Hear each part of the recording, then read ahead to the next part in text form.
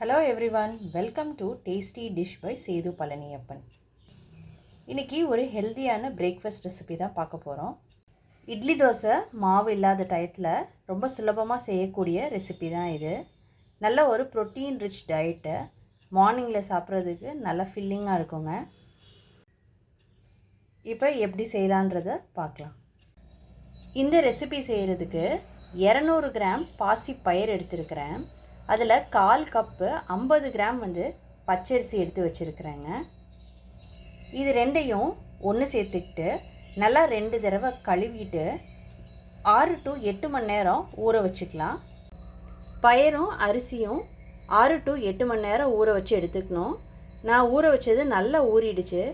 கூட நேரம் ஊற வச்சிங்கன்னா தான் தோசை நல்லா சாஃப்டாக வரும். இப்போ இந்த தண்ணியை வடிச்சிட்டு எடுத்துக்கலாம். தண்ணி எல்லாத்தையும் வடிச்சிட்டு பாசிப்பயிரையும் அரிசியும் ஜாரில் சேர்த்துக்கிட்டு இருக்கேன். இதோட 1 ஸ்பூன் ஜீரகம் சேர்த்துக்கிறேன், இஞ்சி கொஞ்சம் சேர்த்துக்கிறேன், பச்சை மிளகாய் 2 சேர்த்துக்கிறேன். நீங்கள் உங்கள் காரத்துக்கு ஏற்ப சேர்த்துக்கோங்க.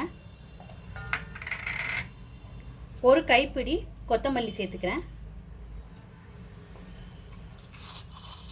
இந்த டிஷ்ஷுக்கு தேவையான உப்பு. இது எல்லாத்தையும் சேர்த்துக்கிட்டு கொஞ்சமாக தண்ணி விட்டு அரைச்சி எடுத்துக்கலாம். ரொம்ப ஃபைனாக அரைச்சிடக்கூடாது, அதனால் பார்த்து அரைச்சிக்கோங்க. இந்த மாதிரி அரைச்சி எடுத்துக்கிட்டாச்சு. ஃபஸ்ட்டு அரைக்கும் போது கொஞ்சம் கொஞ்சமாக தண்ணி விட்டு அரைச்சிக்கோங்க. அதுக்கப்புறமாட்டி எவ்வளோ தண்ணி வேணுமோ அந்த அளவுக்கு கலந்து தோசை மாவு பதத்துக்கு கரைச்சி எடுத்துக்கலாம். இப்போ இதில் பெருங்காயத்தூள் சேர்த்துக்கலாம்.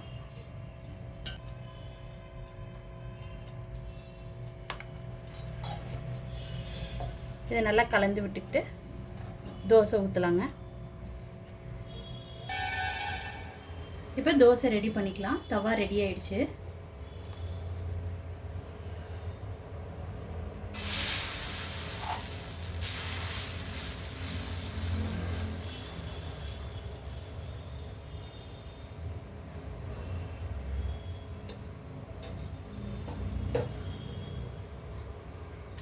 நெய் விட்டால் இந்த தோசை ரொம்ப டேஸ்ட்டாக இருக்குங்க.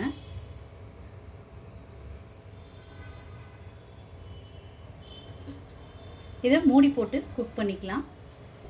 இப்போ திருப்பி விட்டுக்கலாம். திருப்பி விட்டுட்டு நெய் தடவிக்கலாம். திருப்பி விட்ட பிறகு ரொம்ப நேரம் வேகணும்னு அவசியம் கிடையாது, சீக்கிரம் எடுத்துடலாங்க. ஆனியன், பச்சை மிளகா, இஞ்சி, கொத்தமல்லி, கருவேப்பிலெல்லாம் வதக்கிட்டு அதை தோசையில் வச்சும் ரோல் பண்ணி சாப்பிடுவாங்க. அதுவும் நல்லாயிருக்கும். வெள்ளை ரவையில் உப்புமா செஞ்சுட்டு அந்த உப்புமாவை பெசரட்டு தோசை உள்ளே வச்சு ரோல் பண்ணி சாப்பிட்டாலும் ரொம்ப சூப்பராக இருக்குங்க. இந்த மாதிரி ஒரு பிளெயின் பெசரட்டு தோசையும் கார சட்னியும் ரொம்ப அட்டகாசமாக இருக்குங்க. இப்போ பெசரட்டு தோசை ரொம்ப சூப்பராக ரெடி ஆகிடுச்சுங்க.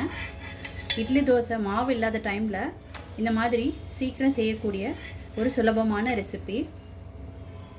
ரொம்ப சூப்பராக பெசரட்டு தோசை ரெடி ஆகிடுச்சுங்க. இதை நான் இட்லி பொடி கூட சர்வ் பண்ணியிருக்கிறேன்.